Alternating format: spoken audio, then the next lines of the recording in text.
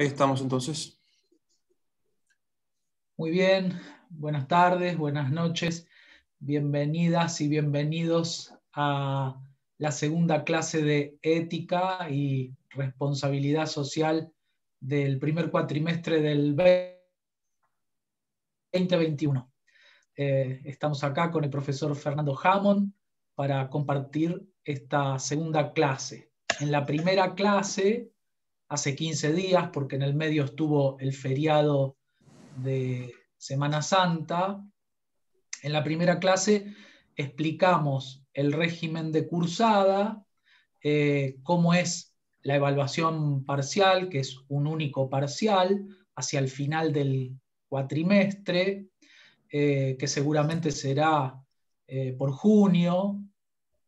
Todo eso lo explicamos en la primera clase, quedó grabado y hay una serie de videitos cortos que están subidos al Padlet de la materia. Ustedes pueden acceder a esa información a través de la página de la facultad o a través del Facebook de la cátedra. Es la misma información por las dos vías. De manera que si alguna compañera o compañero tiene dudas respecto de...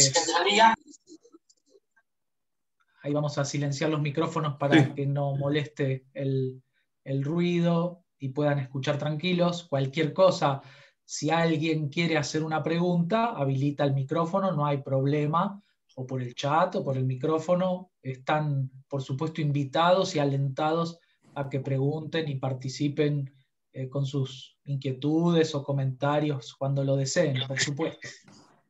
Entonces decía que está la información en el Padlet de la cátedra respecto de cómo es la evaluación, cómo es el régimen de cursada, dónde podés encontrar los materiales que están todos digitalizados. Y todo eso ya está explicado y vos lo podés mirar cuando quieras. Ahí en el Padlet está explicado. Tenés parciales viejos, podés mirar.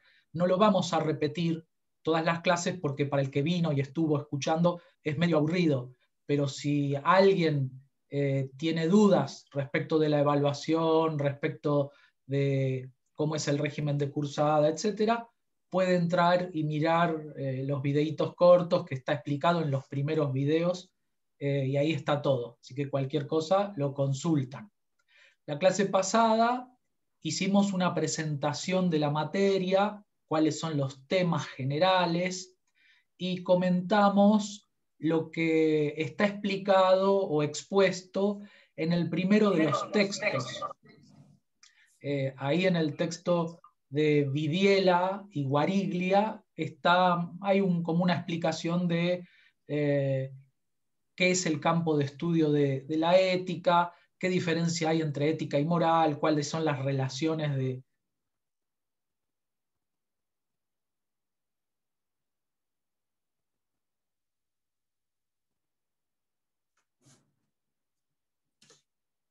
Buenas, se me cortó a mí. Básicas de los temas. No, Ahí se le corta al profesor cada tanto. ¿Sale cortado? Sí, a se veces cortó. sí, un poquito. Bueno, me avisan cualquier cosa y cambio de conexión, porque tengo dos, por ahí la otra anda un poco mejor. Si se vuelve a cortar, intentamos el cambio. Me avisa Fer cualquier cosa. Dale, dale, no hay problema. Entonces decíamos que después de una primera introducción con el texto de Guariglia y Vidiella, ya nos vamos a meter hoy en los textos que siguen. El texto de Freud, el texto sobre el pensamiento de Aristóteles, y ya entonces vamos a ir entrando en los textos de la primera unidad, ¿sí? Entonces, ahora nos olvidamos de el coronavirus, nos olvidamos de los problemas que pueda haber en el entorno y nos metemos en esos primeros textos de la unidad 1. Vamos a arrancar con el texto de Freud, ¿sí? que es un texto muy conocido, un clásico, que es Tótem y Tabú, donde explica algunas cuestiones que para nosotros resultan interesantes. Todo lo que estamos viendo en esta segunda clase, también ustedes lo tienen explicado con PowerPoints, con videos, con imágenes, también en el Padlet, ¿sí? Nosotros ahora vamos a hacer un recorrido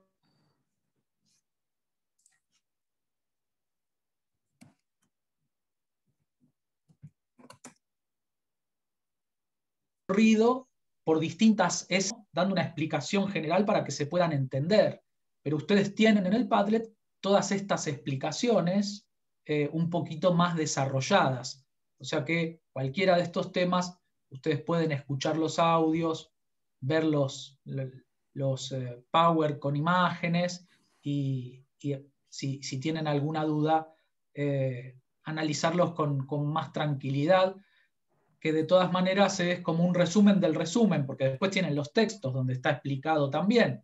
O sea que pueden ir entrando con estas ayudas en los temas, ¿sí?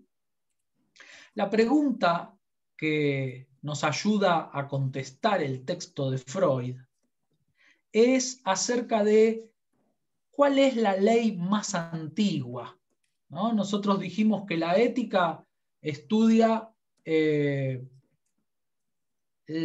preguntas acerca de la conducta humana, ¿no? Cómo evaluar la conducta humana, cómo establecer qué conducta que podemos llevar a cabo nosotros es buena, es mala, está prohibida, está permitida, es honesta, es deshonesta. Y la pregunta que nos hacíamos en la primera clase era ¿de quién lo determina? ¿Quién dice lo que está bien y lo que está mal? ¿Dónde está escrito eso? ¿Cuándo se escribió por primera vez?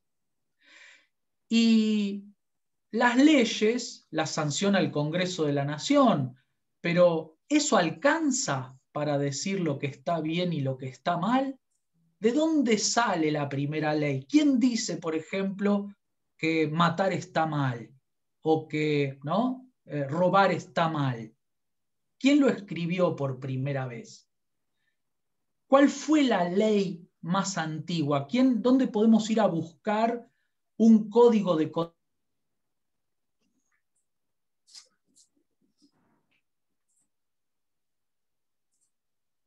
conducta, ¿no?, que regule un antiguo?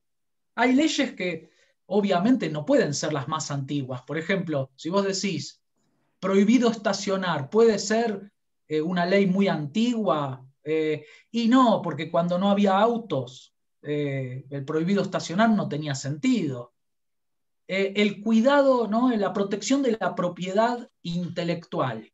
Está prohibido robarle una idea de un libro a un autor o a una autora. Es obvio que eso en la historia de la humanidad tuvo que aparecer después de la imprenta. Pues antes de que hubiera libros no tenía sentido prohibir que en un libro vos copies la idea de otro.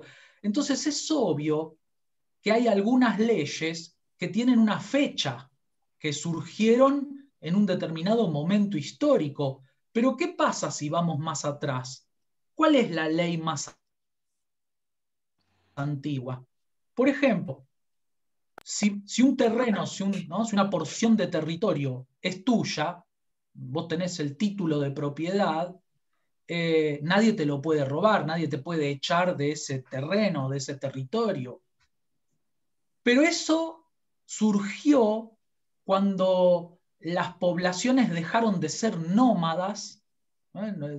Se terminó el nomadismo, no eran más nómades, y se afincaron en un territorio, y eso sucedió cuando apareció la agricultura, cuando los pueblos, ¿no?, en la antigüedad eran criadores ¿no?, cuidaban rebaños de cabras o de ovejas o de otros animales, iban de lugar en lugar, no estaban quietos en un territorio, por lo tanto, no ocupaban un terreno como propio.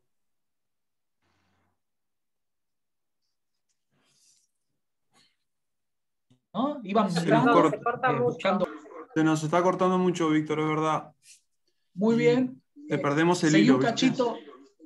Perfecto. Seguí un cachito, Fer, que voy a cambiar de conexión. A ver si mejora. Dale, bárbaro, bárbaro. Trato de repasar un poco lo que comentaba Víctor, más que nada para que no pierdan el hilo de la escena que él está comentando. Nosotros decíamos que la ética es la disciplina que nos sirve para reflexionar sobre las conductas buenas o malas, digamos, ¿no? Sobre lo que está permitido, lo que está prohibido. Lo hablábamos un poco en la clase anterior, en la clase introductoria, cuando explicábamos el espacio el campo de acción de nuestra materia, ¿no? Es el punto central. Ese abordaje de nuestra asignatura nos lleva a una primera pregunta, como bien comentaba recién Víctor, que es ¿dónde surge, ¿no es cierto?, esa primera ley o esas leyes que en definitiva después empiezan a estipular qué es lo que está permitido y qué es lo que está prohibido. Entonces, esa pregunta, que es una pregunta fundamental desde el punto de vista de nuestra disciplina, la intentamos abordar o la intentamos responder a través de un texto, que es el texto de Aristóteles, perdón, el texto de Sigmund Freud, Tótem y Tabú, donde él lo que plantea es una hipótesis sobre el surgimiento de la primera ley. Nosotros acá lo traemos a Freud para criticarlo, ¿no? para cuestionarlo. Y es una hipótesis, es un supuesto que él formula, pero que cuando ustedes lo lean y lo analicen, probablemente le encuentren bastante sentido. No sé si ya han tenido la oportunidad de leerlo. Además que es un autor muy conocido y también siempre muy interesante conocer de sus ideas. Freud ofrece una hipótesis sobre cuál es la primera ley, ¿no es cierto? De dónde viene nuestra primera ley, y se remonta para ello al momento en el cual existía sobre nuestro suelo una sociedad mucho más primitiva que la actual, la sociedad y que se organizaba en forma de horda, ¿no? La horda primitiva. Y él se remonta a ese, como iba Víctor comentando, planteando, por ejemplo, el origen o el surgimiento de la propiedad privada a partir de una forma de organización basada en la transición de una sociedad nómade a una sociedad más sedentaria, ¿no es cierto?, que ocupa un territorio en forma permanente. De la misma manera, o sea, siguiendo hacia atrás, Freud llega a la conclusión de que probablemente la primera ley o la primera prohibición, ¿no es cierto?, haya tenido que ver con el comportamiento de las hordas primitivas. Las hordas primitivas, las cuales se caracterizaban por la existencia de un macho alfa, ¿no? Un macho alfa tal cual existe actualmente en muchas especies, muchos animales siguen manteniendo ese tipo de organización en el cual el macho alfa es el que tiene la potestad de copular con todas las hembras de la manada, de su clan, ¿no es cierto? Freud habla de este comportamiento, de estas sociedades primitivas, y habla de esa transición en la cual, porque él dice, en algún momento esto cambió, o sea, en algún momento dejamos de ser una sociedad que se organiza de esta forma. Hoy ya no existe, ¿no es cierto? De hecho, existe una prohibición, que todos la conocemos, que es la prohibición del incesto, ¿no es cierto?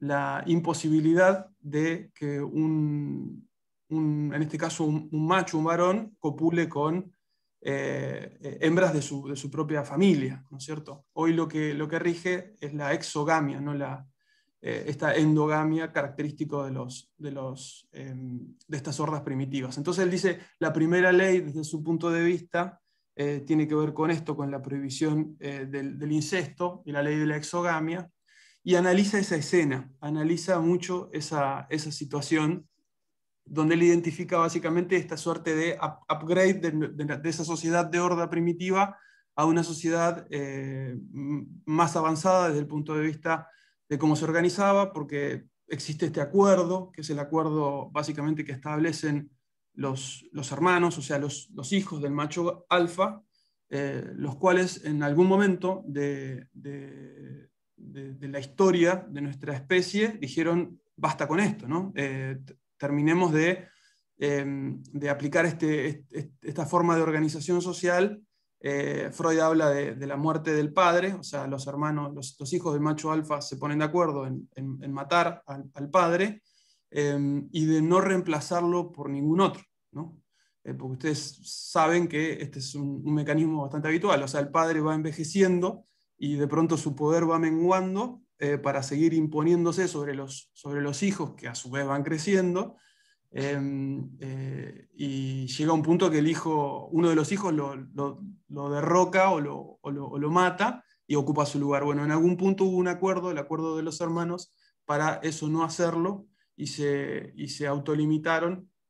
Y a su vez también, obviamente, eso, según Freud, permitió también la apertura a otros clanes y la interacción entre otras organizaciones, digamos, sociales que existían en aquel entonces, digamos. Pero básicamente lo que nos lleva a Freud es a una idea de cómo surge esta primera prohibición, esta primera ley, en la cual en algún punto alguien dice, esto está mal, ¿no es cierto?, y lo cancela. Ahí podríamos decir que surge la ética en tanto forma de organizar nuestra forma de convivencia, ¿no es cierto?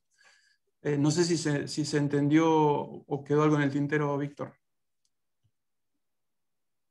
Estuvo perfecto, se entendió, yo por lo menos lo entendí perfecto. Vino bien el corte porque le dimos la palabra al profe Fernando, que lo explicó muy bien. No sé si se escucha bien o se corta, cambié de conexión, así que ahora... se escucha bien, profe, ahora. Se te escucha bien. Gracias, Noelia, muchas gracias. Perfecto. Eso es la ventaja de pagar 2 conexiones. Podemos cambiar de una a otra. Bueno, en fin. Entonces, lo interesante del texto de Freud, como decía muy bien el profesor Fernando, es que sería la ley más antigua, ¿no? ¿Cuál es la prohibición más antigua?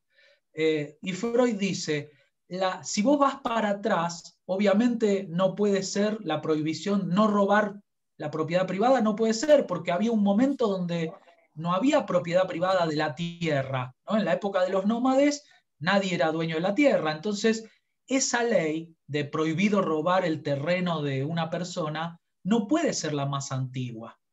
Prohibido matar tampoco puede ser una ley antigua, porque en la antigüedad se mataba, ¿no? En la guerra estaba permitido matar, y cuando venía alguien a robarte un animal tuyo, lo matabas. O sea que la ley más antigua no podía ser el no matar, no podía ser el no robar el territorio, porque eso se valía, digamos, se podía, la gente lo hacía. Entonces, si vas para atrás, la ley más antigua, el prohibido más antiguo, dice Freud, es la ley de la manada. Es decir, está prohibido tocar las hembras del macho alfa. Esa es la prohibición más antigua y es la organización social más elemental, ¿no? La más primitiva. Ahora, tal como explicaba Fernando, en algún momento, ¿no? un macho alfa es reemplazado por otro y por otro y por otro con el tiempo, hasta, ¿no? Y eso hubiese seguiríamos viviendo así, si algo no hubiese cambiado en el medio, ¿no? Seguiríamos manejándonos con esa prohibición básica elemental. Si algo cambió es que en algún momento se cortó esa lógica, y Freud dice, la única manera, es una hipótesis, ¿no? Porque nadie tiene la máquina del tiempo para ir a ver ese momento, y en ese momento histórico no había una selfie para saber, no podemos estar seguros de qué pasó. pero Freud hace una hipótesis y dice, si la cosa cambió, quiere decir que algo, ¿no?, en ese mecanismo de sustitución de un macho alfa por otro se detuvo.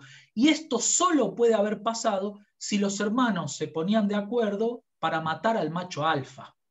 Y eso es importante o interesante porque Freud dice, y de ahí nació la religión, porque la religión tiene que ver con un Padre que está en el cielo. El Padre nuestro que está en el cielo es el macho alfa al que matamos entre todos, que dejó de ser el acaparador de las hembras y se convirtió en un fantasma que está en el más allá. Por eso le hablamos al Padre nuestro que está en los cielos y por eso hablamos de un Dios que es sacrificado, de matar a Dios, ¿no? De que Dios muere y se va al cielo, ¿no? Y también de que comemos a Dios. ¿Viste? El tema de la Eucaristía y la religión cristiana posterior tiene que ver con un sacrificio y con un Dios que es sacrificado y asesinado por un grupo de hombres. Y esto tiene que ver con ese mecanismo muy antiguo de la época de la horda primitiva y remite a un pecado original. El verdadero pecado original, dice Freud, es que matamos a papá. Y que al matar a papá surge este padre fantasmagórico que se va al cielo y se convierte en una voz que nos habla desde el más allá. Es decir, que con el asesinato del padre, no solo pasamos a un upgrade, a una superación de la ley del macho alfa, sino que además es el origen de la religión. Aparece un padre que desde el más allá nos habla y nos dice cosas, ¿no? Cosas acerca de lo que está prohibido y de lo que está permitido. Esto tiene que ver entonces con una ley que en realidad nosotros la podríamos explicar en términos de evolución humana y que tiene que ver con, ¿no? Entonces, ¿quién inventa la ley? La inventan los hombres, dice Freud. Lo que pasa es que para darle más fuerza,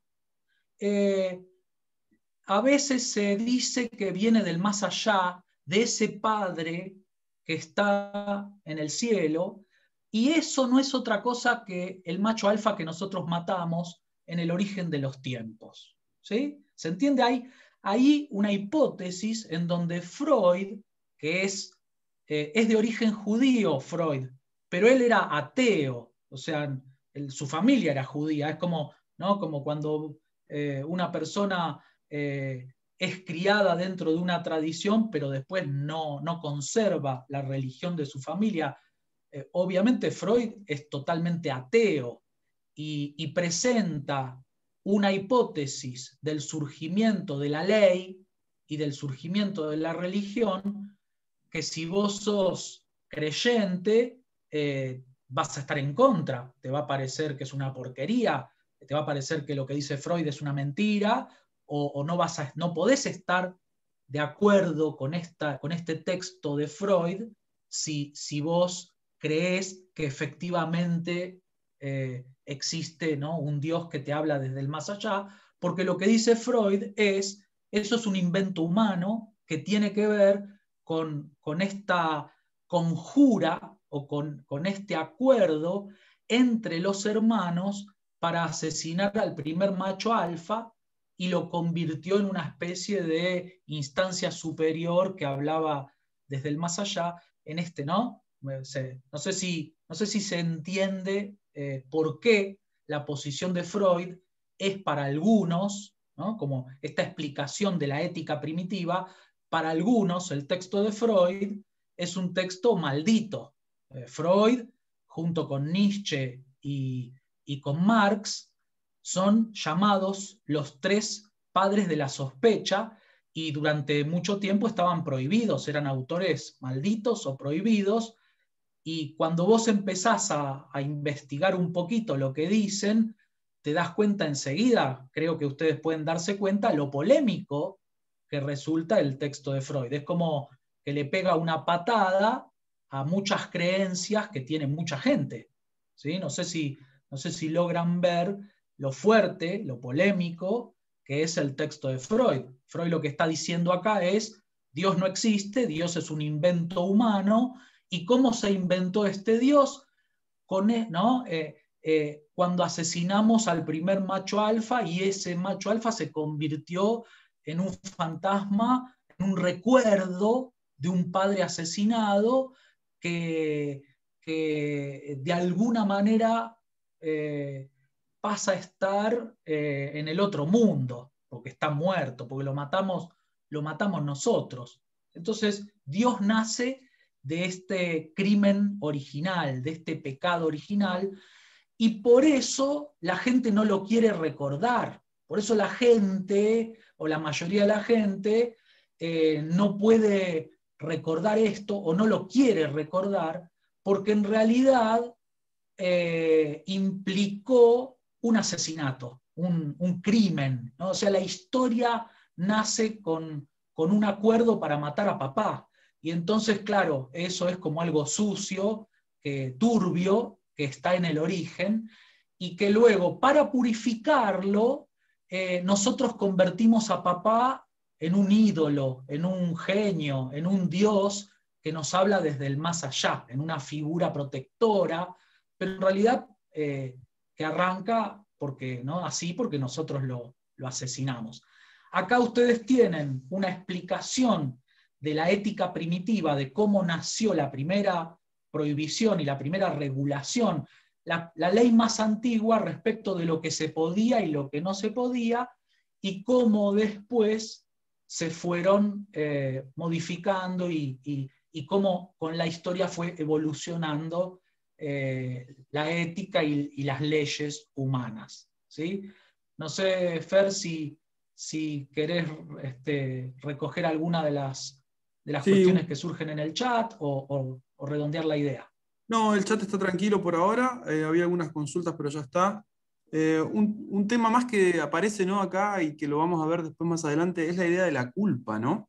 Que es algo que también después Nietzsche lo trae mucho y tiene que ver con esta culpa, podríamos decir entre comillas, que surge de este pacto y de este asesinato del padre. Es algo como que sobrevuela también después cuando uno analiza las religiones occidentales, sobre todo la nuestra, la que hace eje en nuestra cultura muchas veces está dominada por esta idea de la culpa, ¿no? En relación a las conductas que están prohibidas, básicamente. Me parece algo interesante que también se explica con esta escena que describe Freud.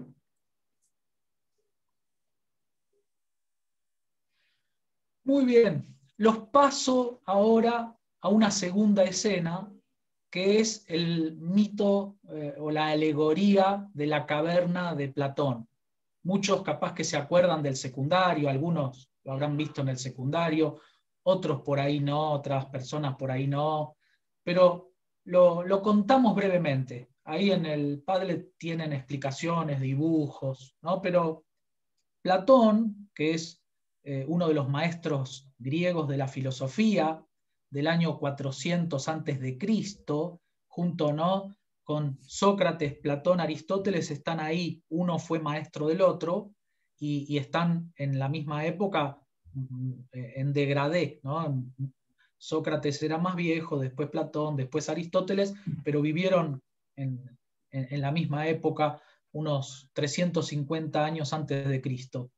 Y Platón cuenta en uno de sus libros una alegoría, que es como un cuentito que te quiere transmitir una moraleja o una enseñanza, y es la famosa alegoría de la caverna, que dice que en una caverna estaban unos prisioneros atados, encadenados, de modo que no podían mover ni los pies ni las manos, ni siquiera el cuello, tenían grilletes, y estaban todos mirando hacia el fondo, como en esos cines viejos, ¿viste? Donde va bajando y la pantalla está en la pared del fondo y todos miran para la pantalla. también se parece un poco a un aula de clase donde están todos mirando al pizarrón, ¿viste? A veces parece que estamos todos encadenados y prisioneros obligados a mirar al pizarrón, ¿no? Podría ser como si fuéramos prisioneros de la escuela. Y entonces, uno de los del fondo, de los prisioneros del fondo, descubre que sus cadenas están medio oxidadas, rotas, se escapa, se zafa, se escapa y sale al mundo exterior, afuera de la caverna, y ve el sol, el campo, los animales, y se da cuenta de que todo lo que habían estado viendo desde siempre eran nada más que las sombras de esos objetos que estaban afuera, y las sombras se proyectaban a la pared del fondo de la caverna. Y entonces Platón utiliza esta figura para explicar los dos mundos, ¿no? El prisionero vuelve para decirle a sus compañeros que el verdadero mundo está afuera, pero no le creen y lo matan, ¿no? Lo terminan matando. Y Platón usa esta alegoría para explicar que en realidad todo lo que nosotros vemos acá en la Tierra, en esta vida, es un mundo de apariencias que engañan. Las apariencias engañan. ¿Escuchaste alguna vez esa frase? Bueno, eso es una frase bien platónica. Lo que dice Platón es: todo lo que vemos en este mundo es mentira, es falso, son sombras del verdadero mundo que está en otro lado, que recién lo vamos a ver después de nuestra muerte. El verdadero mundo es el mundo de las ideas, que está del otro lado del Hades, ¿no? De cuando cruzás el río que te separa la vida de la muerte, y entonces ahí está el verdadero mundo. Este es un mundo de apariencias engañosas, que vos podés ver con los ojos, tocar, pero todo lo que ves y tocas es falso. El verdadero mundo es el que vamos a encontrar después de la muerte, en el otro mundo, en el mundo de las ideas. ¿A qué les hace acordar esta idea de que este es un mundo que no es el definitivo o el verdadero, y que la verdad está en el otro mundo? Esto que dice Platón, ¿a qué les suena conocido? ¿Qué otra área de conocimientos habla de que hay un mundo verdadero en el más allá? Dice un compañero Matrix, dice otra compañera a la religión. Por supuesto, por supuesto. El texto de Platón es contemporáneo con algunos textos del Antiguo Testamento, ¿no? Algunos textos judíos de la religión judía, que es, digamos, la primera parte de lo que después va a ser, digamos, como un enganche con la religión cristiana, ¿no? Hay como una continuidad judeo-cristiana, ¿no? Y Platón es 350 años antes de Cristo, pero esta idea de que la verdad y el verdadero mundo está en el más allá y nosotros vamos a tener acceso a ese mundo verdadero después de la muerte, obviamente, como decía Noelia, coincide, tiene que ver con el planteo de la religión, ¿no? La religión te dice, vos acá durante esta vida es como una prueba, es un valle de lágrimas, o es una prueba, y si te portás bien vas a ir al cielo, si te portás mal vas a ir al infierno, ¿no? Vas a tener un premio eterno o un castigo eterno, pero la verdadera vida está en el más allá. Y tanto para la religión cristiana como para Platón, en esto coinciden, ¿sí? Por eso nosotros lo ponemos en la primera unidad y lo relacionamos con la ética antigua. La ética antigua tenía que ver con las enseñanzas de estos pensadores antiguos, pero también con la religión. Y ambos coincidían en que hay una verdad y que esa verdad está en el más allá, es de otro mundo. ¿Sí? Viene, ¿no? Por ejemplo, Moisés sube al monte Sinaí y Dios le da las tablas de la ley. Las tablas, los 10 mandamientos, no los inventaron supuestamente, ¿no? Para la gente que cree en la religión, judíos y cristianos y mahometanos, las 3 grandes religiones llamadas la religión del libro, porque las 3 religiones coinciden en tener a la Biblia como verdadera, como fuente de una verdad revelada por Dios. Las 3 grandes.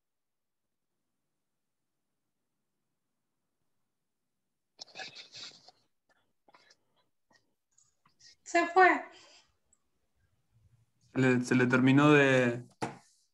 Se nos fue el profe. Se le terminó... Sin datos. A ver que ahí le hablo por WhatsApp.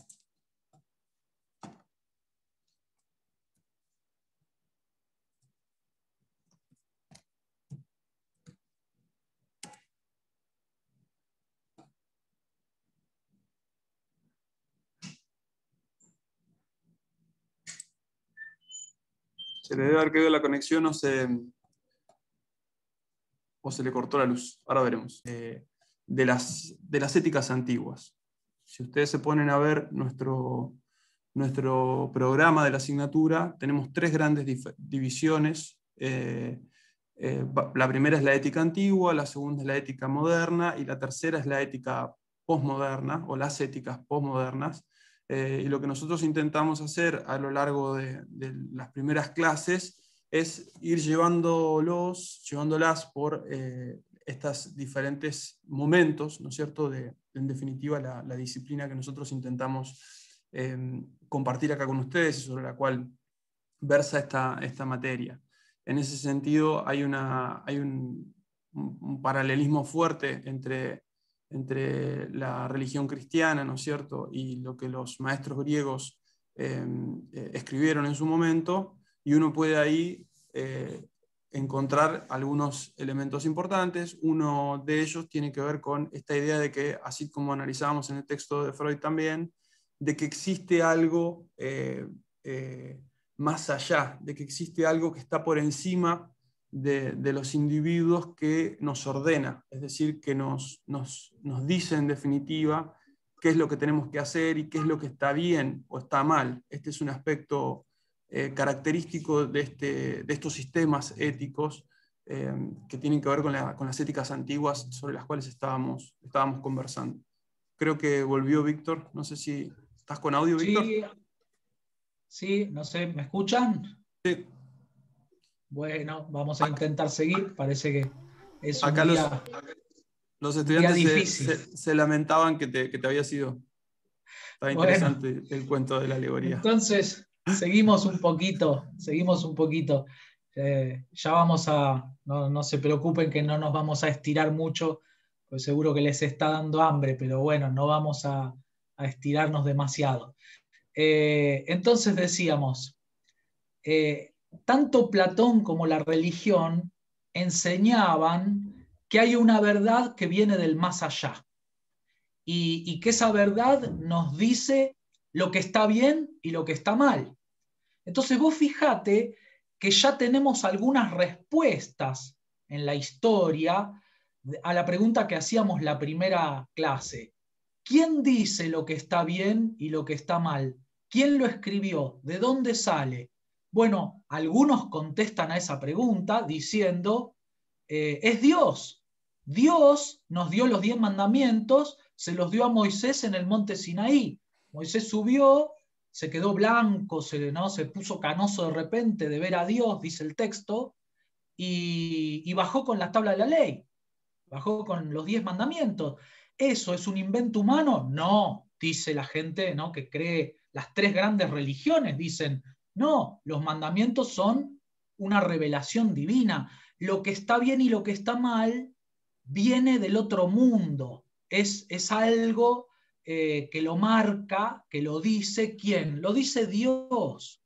Ahora, si vos lees el texto de Freud y vos decís, ¿pero qué es Dios? Un invento humano, la sombra del padre muerto. Y entonces, ¿en qué quedamos? ¿A quién le creemos? ¿A Freud o a la Biblia? Y ahí ¡pua!, te explota la cabeza. O te puede, digo yo, te puede explotar. Hay un primer conflicto cognitivo en donde son maneras de explicar la ética totalmente diferentes. Vos las podés explicar la ética siguiendo a los maestros antiguos, como Platón, o a la religión, que dicen, la verdad viene de lo que está en el otro mundo cuando salís de la caverna, ¿no? Y cruzás el río. Lo que pasa es que ese río tiene propiedades que producen amnesia y por eso no te acordás. Y por eso muchas religiones antiguas creían en la reencarnación y en vidas pasadas. Y decía Platón y los griegos que cuando vos tenés un déjà vu, que cuando vos te parece que recordás algo que ya pasó, ¿no? Eso tiene que ver con que estás teniendo como una especie de flashback de vidas pasadas, ¿no? de reencarnaciones anteriores, porque los griegos creían en la reencarnación. Entonces el alma había estado, pero la verdad tiene que ver con lo que está en el otro mundo, que el alma visitó entre una reencarnación y la otra, o para la religión, los 10 mandamientos están en el otro mundo y Dios los bajó, se los dio a Moisés en el monte Sinaí, es una revelación directa de los dioses, lo que está bien y lo que está mal. Por lo tanto, si vos querés estudiar ética, tenés que estudiar filosofía antigua o tenés que estudiar religión, y ahí te van a enseñar de dónde viene lo que está bien y lo que está mal, de dónde, ¿no? Quién dijo, de dónde sale, quién lo escribió, esas reglas que son eternas y que ahora, ¿todos están de acuerdo en esto? ¿Todos están de acuerdo en que la verdad es una sola?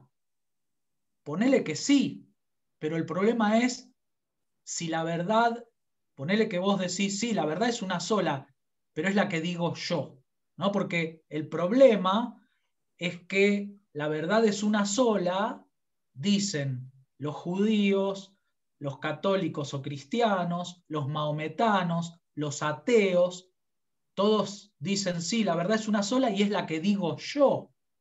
Y la pregunta, pero no coinciden.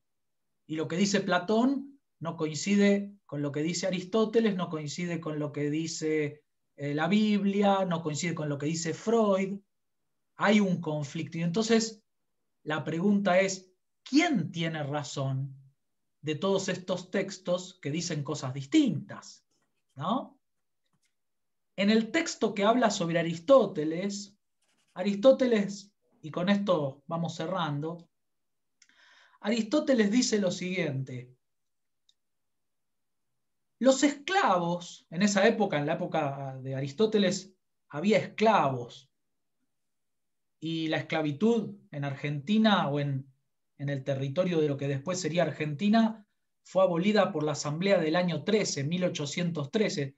O sea que vos fijate que pasaron 2000 años y la esclavitud siguió, y la esclavitud convivió con la religión. A la religión le parecía que la esclavitud no pasaba nada, que estaba bien, que se podía bancar la esclavitud, se podía tolerar.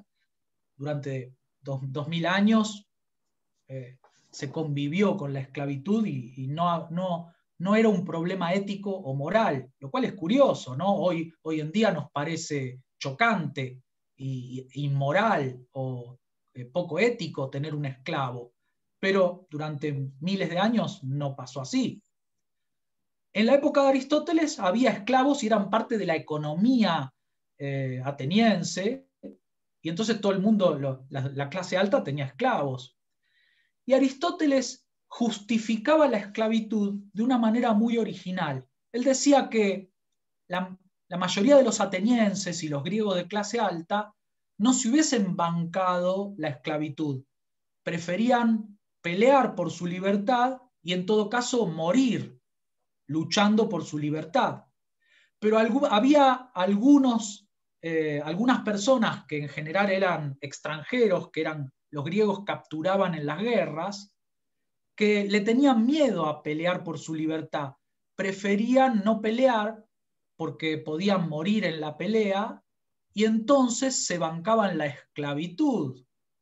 Por lo tanto, dice Aristóteles, el ateniense no se aguanta la esclavitud y es capaz de arriesgar su vida por su libertad, porque si no es libre, prefiere no vivir, prefiere morir antes que ser esclavo.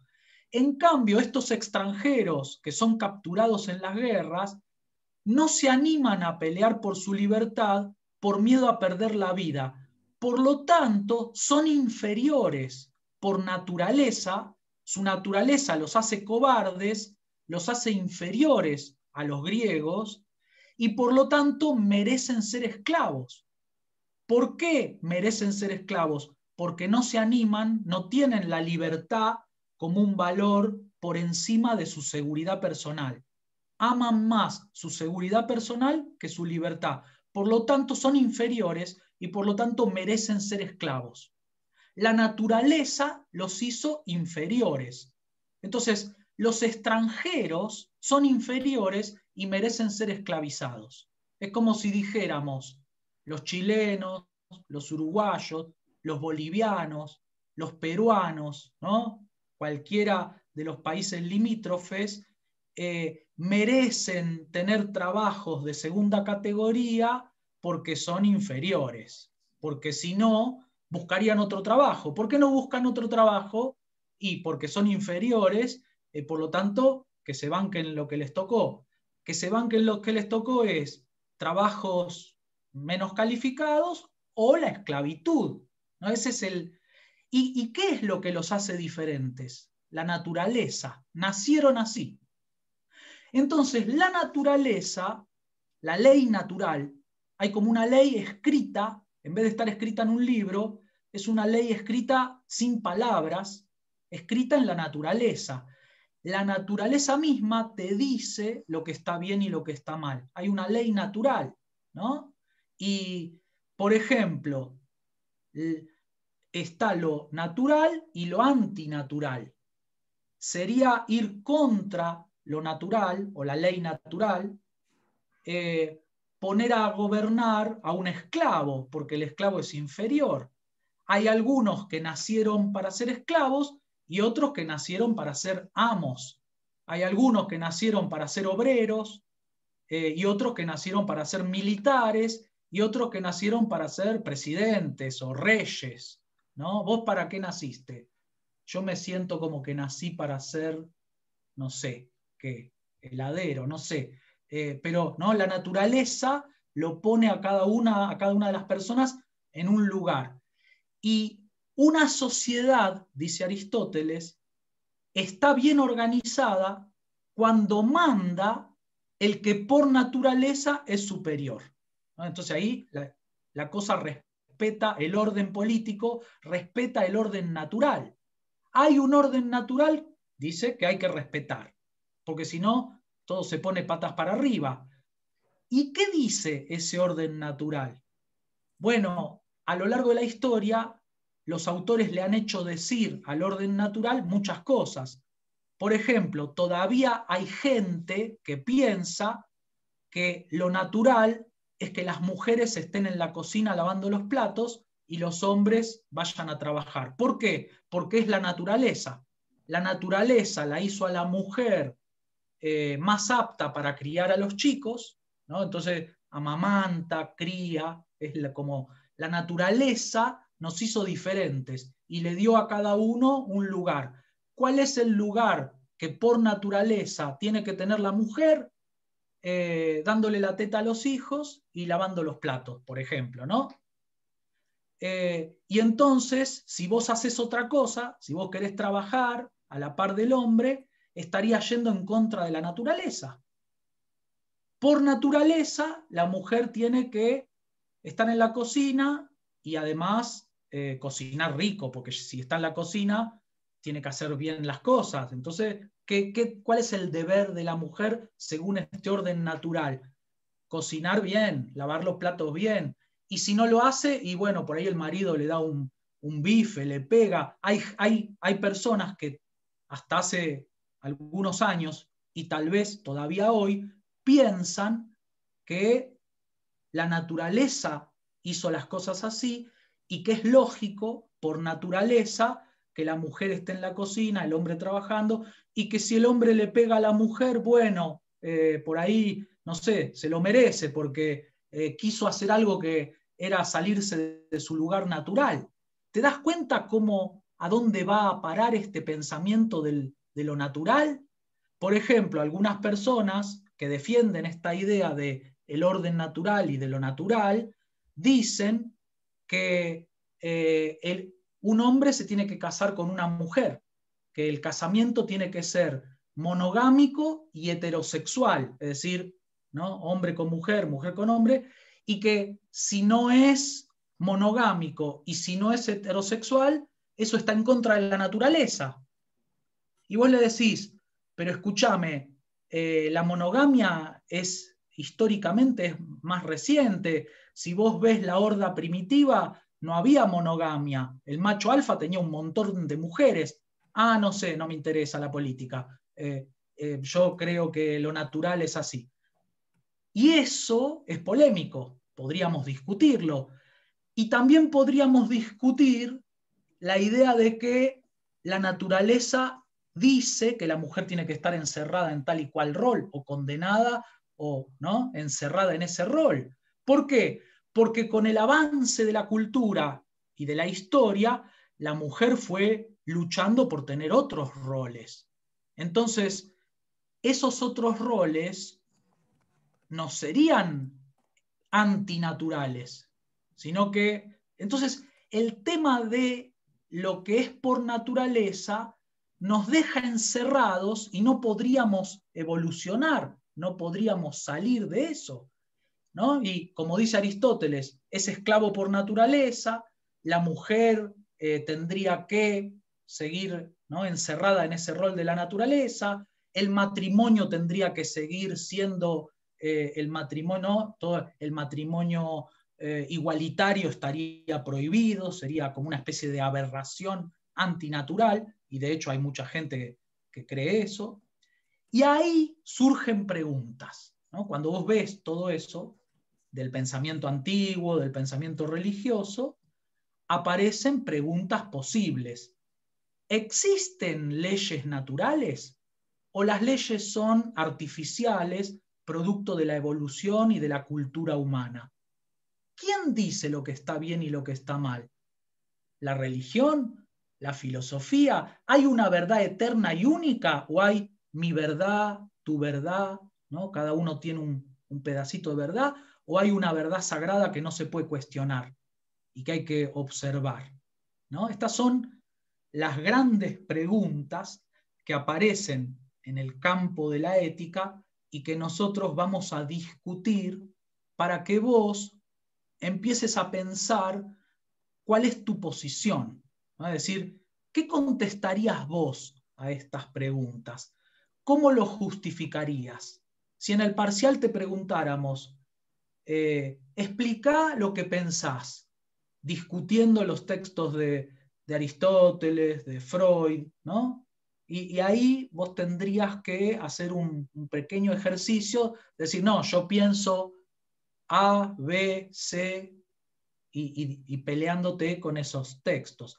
¿Se entiende un poco, digamos, cuáles son las grandes preguntas que nos dejan flotando estos textos y por qué son interesantes o tienen que ver con la ética, con la moral, con quién dice lo que está bien y que está mal, de dónde salen esos criterios?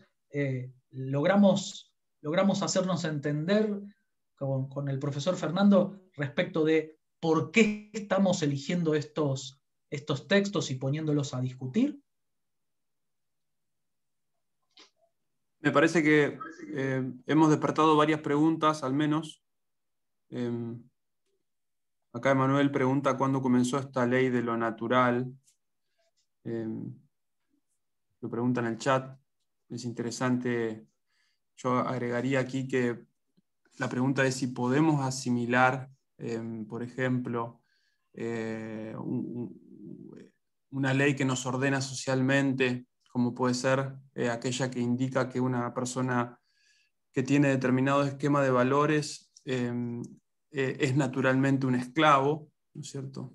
Aristóteles decía que son aquellos que valoran más la vida, ¿no? por sobre la libertad, son esclavos por naturaleza. Si podemos asimilar esa ley, por ejemplo, a la ley de la gravedad, que es algo comprobable empíricamente desde el punto de vista científico, ¿no? Es justo tratar ambas cuestiones con la misma categoría, con la categoría de lo natural. Acá se abre una divisoria de aguas. Después acá otra compañera, Graciela, dice que en relación a lo de la mujer, al rol de la mujer, habla y tira un tema que seguramente va a dar para polemizar bastante durante toda la materia, que es la idea de si existe una verdad absoluta, ¿no es cierto? O podemos acordar que no hay una única verdad y es relativo al sujeto, en este caso. Habrá tantas verdades como sujetos participantes en el debate. Eso también es todo un tema para deliberar y debatir. Los griegos dirían que sí, ¿no? Que existe una verdad, pero que no podemos acceder a ella, que los humanos no podemos acceder a ella. Y también abriría una fuerte polémica entre Platón y los sofistas, también en relación al relativismo de ciertos postulados. También acá Pablo pregunta, en definitiva, la ética tiene un alto componente filosófico. Claramente es una disciplina de la filosofía que se encarga particularmente de analizar la conducta y valorarla, ¿no? En la ética antigua, esa valoración, como bien describía Víctor, estaba muy asociada a la idea de algo sobrenatural, algo que nos excedía a los individuos y que nos indicaba con una fuerza absoluta, si se quiere, qué es lo que estaba bien y lo que estaba mal. Vamos a ir viendo en las clases que vienen que esto fue cambiando, que nos permitió resolver algunas cuestiones, pero nos generó otros problemas también en la modernidad y en la posmodernidad. Melissa dice, la verdad nunca nos hará libres, dice una canción en inglés.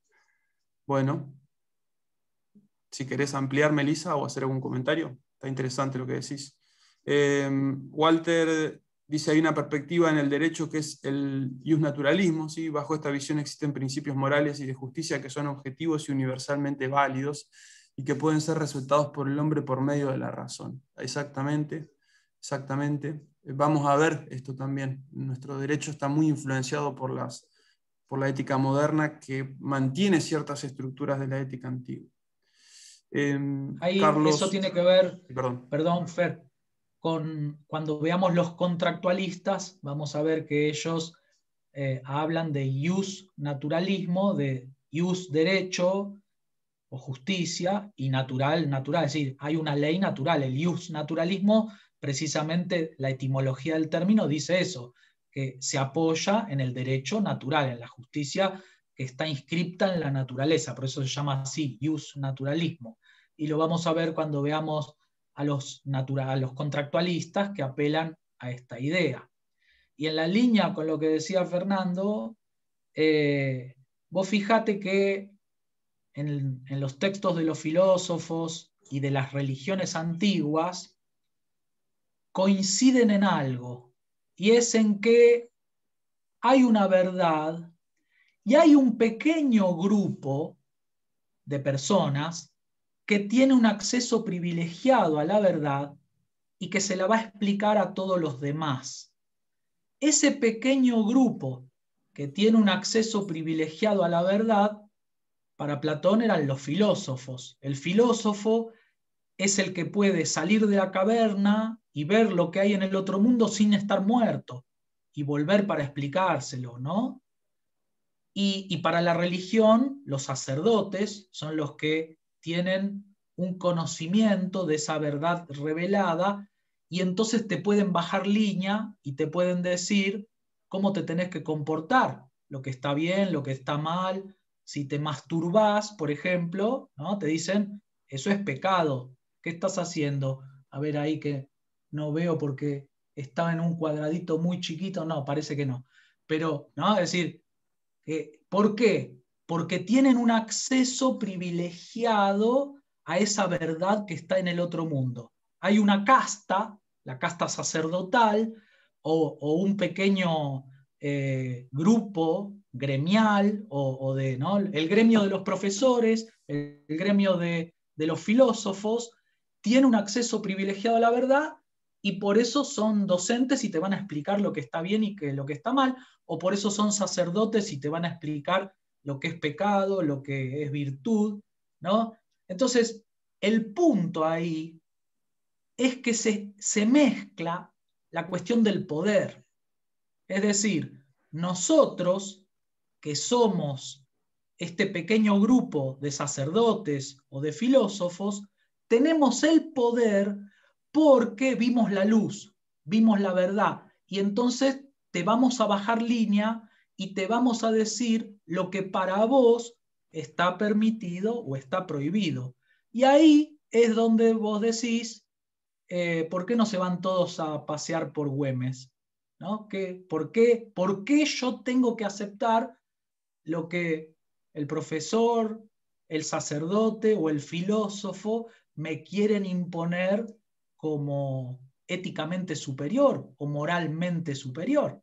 ¿Sí? Entonces, el problema de esta verdad natural o de esta verdad sobrenatural es que hay un pequeño grupo que es el que son los dueños de la verdad, que es el que tiene un acceso privilegiado a la verdad y que nos va a decir a todos los demás lo que se puede hacer, lo que no se puede hacer. Entonces ahí el problema filosófico está entreverado con el problema del poder, que hay un pequeño grupo que tiene el acceso a la verdad, y porque tiene el acceso a la verdad es el que manda, es el que tiene el poder, ¿no? Entonces ahí es donde la ética se pone complicada, porque se toca con otros problemas, ¿no? No sé, Fer, si querés hacer un cierre como para ir redondeando, porque ya son más de las 9, así que podemos liberar a la gente que debe tener hambre. Me parece que está claro. Quizás hay alguna pregunta o alguien que quiera usar el micrófono y pedir algún minutito para hacer una opinión. ¿Les parece razonable lo que les venimos transmitiendo? ¿Se comprende que estamos hablando de la ética en un momento histórico determinado, que intentamos hacia adelante trazar, si se quiere, una serie de líneas que nos permitan luego ir explicando cómo esto ha ido cambiando y cómo en definitiva afecta nuestra forma de organización social, cómo en definitiva también termina afectando el comportamiento de las empresas, no solamente de los individuos, sino de las organizaciones, de los estados? O sea, estamos entrándole a la materia, al debate sobre el comportamiento de los individuos, pero naturalmente esto lo extrapolamos luego al comportamiento de los grupos, cuando analizamos un poco el comportamiento de los actores políticos, también de las organizaciones, como decía, ¿no es cierto?, que también tienen sus sistemas éticos que las regulan. Todo esto va a derivar allí, ¿no es cierto?, pero estamos dando los primeros pasos en la materia, y quizás hay alguna pregunta o alguna duda que quieran plantear aquí. Este es el momento. Pueden usar el chat, pueden habilitar el micrófono. No, a mí me quedó bastante claro. Yo tenía dudas en el momento que leía los textos, y creo que con las explicaciones que dieron, la verdad que me ayudaron a entenderlo. Porque no la verdad que yo no los entendía, pero bueno, ahora Y ya... el más complicado es el de Freud para entender. Ese era el más complicado. Sí. Aristóteles de la esclavitud era más fácil de comprender, pero el de Sí. Freud había que leerlo varias veces, tratar de... Más Ustedes para van a los que no estamos encontrarse, acostumbrados a leerlo. claro, ustedes van a encontrarse con textos que son grandes clásicos de la filosofía, del pensamiento, de la psicología o de la sociología o la historia. Tienen que tener en cuenta una cosa: nadie les va a pedir nada de memoria. En el parcial no se toma ni fechas ni nombres, nada es de memoria.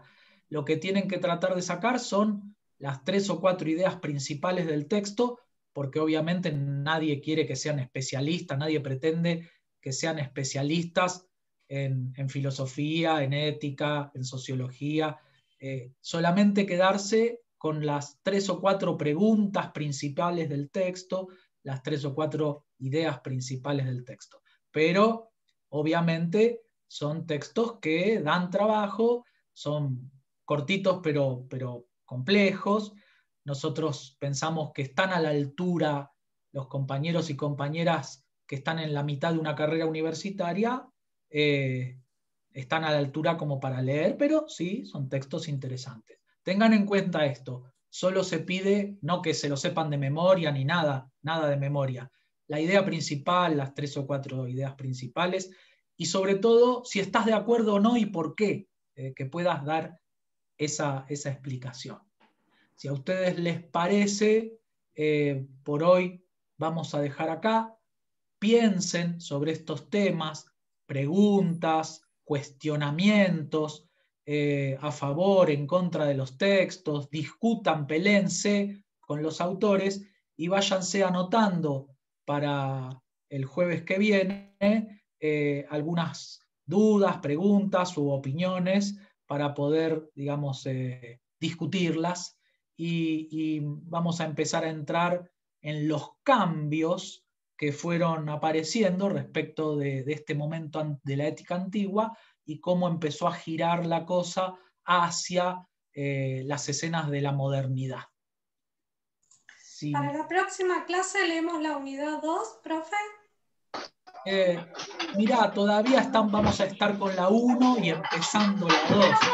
O sea que vamos a estar con Casullo y de a poquito empezando los primeros de la 2. Estamos ahí, cerrando la 1 y empezando la 2. Muy bien. Si les parece, entonces nos vemos el jueves que viene. Muchas gracias. Así es. Nos vemos la próxima clase. Hasta la próxima. Muchas gracias, profe. Muy buena clase. Chao, nos vemos. Chao. Adiós. Gracias. Gracias. Chao.